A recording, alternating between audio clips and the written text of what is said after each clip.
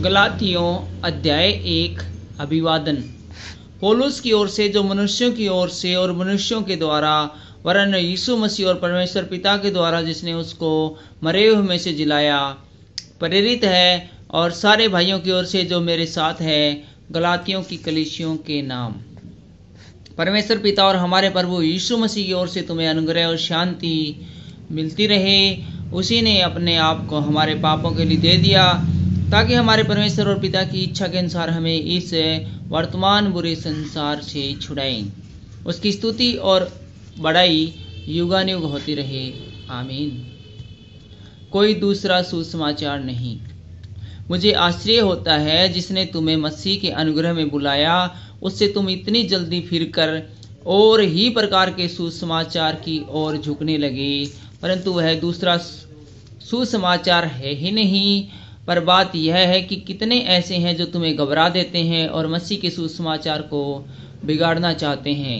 परंतु यदि हम या स्वर्ग से कोई दूत भी उस सुसमाचार को छोड़ जो हमको तुमको सुनाया है, कोई और सुसमाचार तुम्हें सुनाए, तो वह शापित हो। जैसा हम पहले कह चुके हैं, वैसा ही अब फिर कहता हूं कि उस सुसमाचार को छोड़कर जिसे तुमने ग्रहण किया है, यदि कोई और सुसमाचार सुनाता है तो वह शापित हो। अब मैं क्या मनुष्य को मनाता हूँ या परमेश्वर को? क्या मैं मनुष्य को प्रसन्न करना चाहता हूँ? यदि मैं अब तक मनुष्य को ही प्रसन्न करता रहा तो मसीह का दास न होता। पौलुस कैसे प्रेरित बना? हे भाइयों, मैं तुम्हें बता देता हूँ कि जो सुसमाचार मैंने सुना है वह मनुष्य का नहीं, क्योंकि वह मुझे मनुष्य की ओर से नहीं पहुँचा और न मुझे सिखाया गया, पर यीशु मसीह के प्रकाशन से मिला है। यहूदी मत में जो पहले मेरा चाल चलन था, उसके विषय में तुम सुन चुके हो कि मैं परमेश्वर की कलीसिया को बहुत ही सताता और नष्ट करता था। अपने बहुतों से जाति वालों से जो मेरी अवस्था के थे, यहूदी मत में अधिक बढ़ता जाता था और अपने बाप दादाओं की परंपराओं के लिए बहुत ही उत्साही था। परंतु परमेश्वर की, जिसने मेरी माता के गर्भ से ही मुझे ठहराया और अपने अनुग्रह से बुला लिया, जब इच्छा हुई कि मुझ में अपने पुत्र को प्रकट करे तो मैं अन्य जातियों में उसका सुसमाचार सुनाऊं, तो मैंने मांस और लहू से सलाह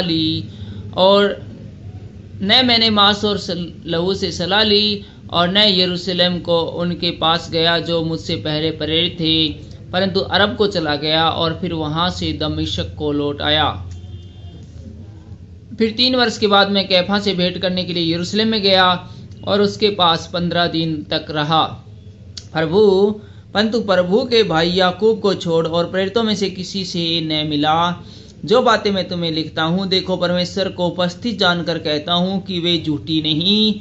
इसके बाद मैं सीरिया और किलिकिया के प्रांतों में आया, पर यहूदिया की कलीसियाओं ने जो मसीह में थी मेरा मुंह कभी न देखा था, परंतु यही सुना करती थी कि जो हमें पहले सताता था वह अब उसी विश्वास का सुसमाचार सुनाता है जिसे पहले नष्ट करता था, और वे मेरे विषय में परमेश्वर की महिमा करती थी।